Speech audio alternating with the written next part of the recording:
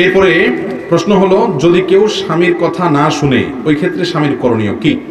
যদি কোনো স্ত্রী স্বামীর কথা না শুনে, তাহলে স্বামীর প্রথম করণীয় হলো স্ত্রীকে নসিহত করা, উপদেশ দেওয়া, এবং যথাসম্ভব আন্তরিকতা ভালোবাসা দিয়ে তাকে আনুগত্যের মধ্যে আনার চেষ্টা করা, যে তুমি আমার কথা শুনলে লাভ তোমার, আর আমার কথা না শুনলে, আমার অবাধ্য হলে, নাফরমানি করলে তোমারই লস।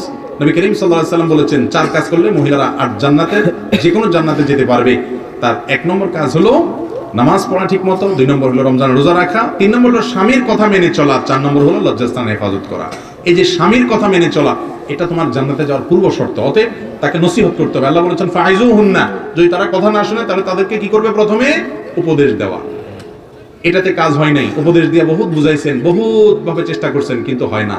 একটু ভালোবাসা দিলেন, একটু হাদিয়া তোফা দিলেন, একটু মহব্বত করলেন, কোনোভাবে বসে আনার চেষ্টা করলেন না, হয় না, তাহলে সেক্ষেত্রে ওয়াহজুরুন্না ফিল মাদাজি। নাম্বার 2, দ্বিতীয় কাজ হলো বিছানা পৃথক।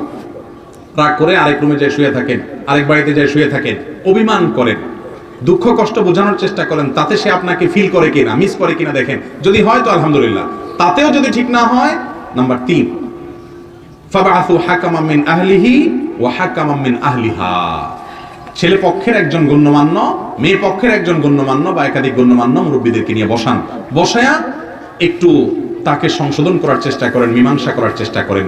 তাতে যদি হয়ে যায় আলহামদুলিল্লাহ ভালো, যদি তাতেও না হয় আর মনে হয় যে না, এটা সোজা করার কোনো রাস্তা নাই, আমার বাকি জীবন এভাবেই যাবে, তাহলে আপনি যদি সবর করে তার সাথে জীবন যাপন করতে পারেন, সবরের কারণে আল্লাহ তাআলা আপনাকে সওয়াব দিবেন, ধৈর্য ধারণ করলেন। কারণ আল্লাহ তাআলা নবী লূত আলাইহিস সালামের ঘরে, নূহ আলাইহিস সালামের ঘরে অমানুষ দিছেন না, দেন নাই? তারা সবর করেছেন, সেজন্য আল্লাহ রাব্বুল আলামিনের প্রশংসা পেয়েছেন। আপনি আপনার স্ত্রী অমানুষ হলে, কোনোভাবে সংশোধন হয় নাই, তারপরে যদি আপনি সবর করেন, আল্লাহর কাছে জান্নাত পাবেন। আর যদি মনে হয় না এই এত বেশি খারাপ যে এর খারাপের মাত্রা এরকম যে আমার সন্তান-সন্ততি যা হবে সবগুলোরে খারাপ করবে সে, এরকম আশঙ্কা যদি তৈরি হয়, অথবা আপনি নিজেও সবর করতে পারেন না, এত উল্টাপাল্টা করে যে কখন কি ঘটে যায়, তাহলে সেক্ষেত্রে বিচ্ছেদের চিন্তা করতে পারেন। বিচ্ছেদের চিন্তা করলে হুট করে বিসমিল্লাহ বলে তালাক মেরে দিলেন, সে কাজ হবে না। বরং বিচ্ছেদের চিন্তা করলে আগে কোনো দক্ষ আলেমের কাছে, মুফতির কাছে যাবেন, ভালো কোনো দারুল ইফতা ফতোয়া বিভাগ মাদ্রাসায় যাবেন, যাই বলবেন হুজুর এই অবস্থা আমার স্ত্রীকে আমি ওই যে শরীয়ত কোরআন বর্ণিত 3টা স্টেপের সবগুলো পার করছি, নসিহত করছি, অভিমান করে দেখছি, শাসন করে দেখছি, মুরব্বীদেরকে ডেকে বসাইছি, 3টার কোনোটাতে কাজ হয় নাই, আমি 4টা ব্যবহার করতে চাই, তালাক দিতে চাই।